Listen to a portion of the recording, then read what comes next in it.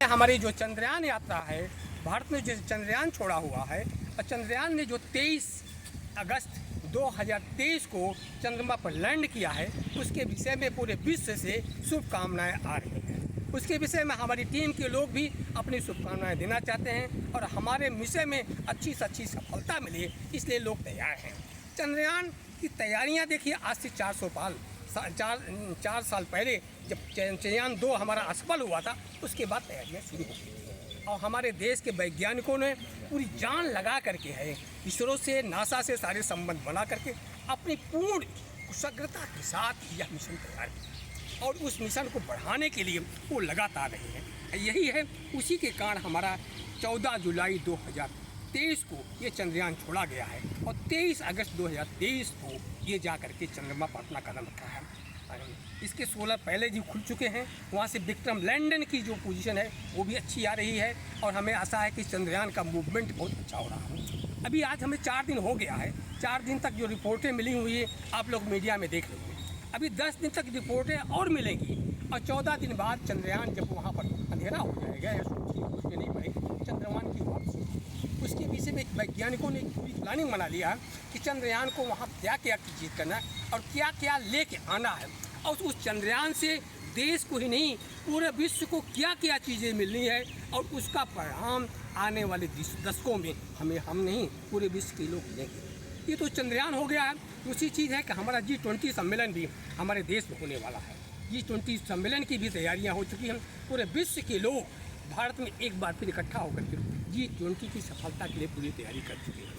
हमारे प्रधानमंत्री जी ने भी पूरी तैयारी किया है कि G20 और चंद्रयान की सफलता ही पूरे विश्व के लिए एक नई है। अभी ब्रिक्स सम्मेलन से हमारे प्रधानमंत्री जी आए हुए हैं, उन्होंने पहले ही जाकर मंगलौर में उन वैज्ञानिकों को बधाई दिया है और उनका हौसला बुलंद किया है, आप अगले मिशन की पूरी तैयारी करो, जिससे देश की ही नहीं पूरे विश्व में भारत की जो है क्षमता वैज्ञानिकों को है।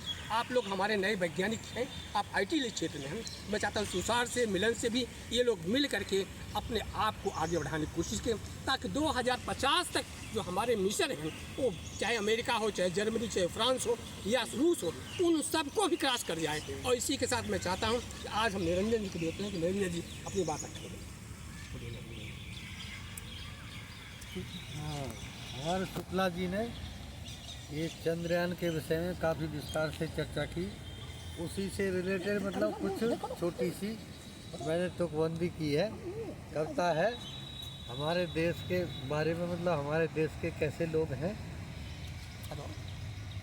तो पेश नज़र है ये, इस दुनिया में भारतवंशी की कुछ सबसे अजब कहानी है। सारे जग में बस हम ही हैं जिनकी अमर निशानी है। वाह वाह वाह निरंजन भाई। भूखंड विजेता कौन हुआ, बसदा का नेता कौन हुआ, नव धर्म प्रणेता कौन हुआ, यहाँ वीरों की निशानी है। इस दुनिया में भारतवंशी की कुछ सबसे अजब कहानी है। जिसने न कभी आराम किया, विघ्नों ने कब पथ रोका है, कर्म ही पूजा हमारी पर्वतों ने कब टोका है। जब चल निकलते हैं तो कहा ना, वीर तुम बड़े चलो, वीर तुम धीर तुम बड़े चलो, वो जो करता है, पर्वत भी हमारा रास्ता नहीं रोक सकते। हम नवीन पंथ निर्माण करें, कांटों से राह बनानी है। इस दुनिया में भारतवंशी की कुछ सबसे अजब कहानी है। वाह वाह वाह भाई। हम वीर शिवा के वंशज हैं, आगे ही बढ़ते जाते हैं, विघ्नों की छाती पर पग रख निज मंजिल को पा जाते हैं। निज पुत्र की बलि देती यहाँ पन्ना धाय की ठाती है। यहाँ अध्यात्म जगत में शिक्षक बन माँ मदाल सा जब आती है, अपनी धरती रक्षा हेतु रानी झांसी बन जाती है। इस देश की माटी महक महक फिर से चंदन बन जाती है। महाराणा प्रताप राणा सांगा की अमर कथा बतलानी है और इस दुनिया में सबसे भारतवंशी की कुछ सबसे अजब कहानी। आगे है जी, बोलिए। पोरस पृथ्वी आला उदल, यहाँ चंदेले बुंदेले हैं। जो इतिहास में हमारे प्रसिद्ध हुए रणचंडी के आंगन में जो हंस खून की होली खेले। खेले हैं, वाह वाह। अपने जान की परवाह नहीं की, देश के लिए अपने प्राण न्यौछावर कर दिए।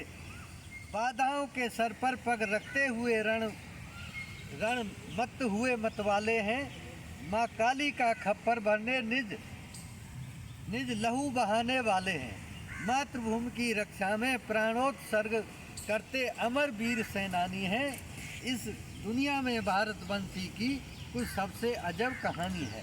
जय हो, वंदे मातरम। वंदे मातरम। बहुत अच्छा, धन्यवाद जी हमारे निरंजन जी। निरंजन अभी देखिए जो पूरी तैयारी करके आए हुए असफल हैं। हुआ चंद्रयान, उस पे जो 4 साल तक लगे रहे, जबकि और बड़े बड़े देश हैं उनके किसी को 45 साल लगे दोबारा बनाने में, किसी को कितने लगे। असफल होने के बाद लगातार लगे रहे। और ऐसी जगह जहाँ दुनिया आज तक नहीं पहुँच पाई, वहाँ पे जो है भारत का झंडा जो है अपनी टेक्नोलॉजी के, अपनी मेहनत के बल पे वहाँ पे गाड़ दिया। तो इससे मतलब औरों से भी और हमारे ऐसे जो लगे हुए हैं कर्मवीर, उनसे हमें प्रेरणा लेने की ज़रूरत है। और हमारे जो नौनिहाल हैं उनको भी आगे बढ़ने के लिए से प्रेरणा लेते रहना चाहिए, यही कहना है। बहुत बहुत धन्यवाद निरंजन जी। क्या निरंजन जी देखिए अपनी कहानियाँ भारत की भूमि की मिट्टी की वीरों की गाथाओं को कैसे जोड़ करके इस चंद्रयान की सफलता के लिए कहा है। तो इस चंद्रयान की सफलता में हम लोगों को नहीं, पूरे विश्व का कल्याण है, क्योंकि भारत के लोग चाहते हैं कि वहाँ पर जो जय हिंद का नारा लगा हुआ, वसुधैव कुटुंबकम की बात है, अभी शिव शक्ति की बात आई है, वो सब बातें ले करके हमारे देश के लोग वहाँ पहुँचेंगे और विश्व में अपनी कीर्ति को आगे बढ़ाने की कोशिश करेंगे। और हम चाहते हैं कि हम लोग मिल करके एक साथ संयुक्त हो करके जो हमारे देश में थोड़ा बहुत इधर उधर चल रहा है वो सब एक हो जाएंगे और एक होकर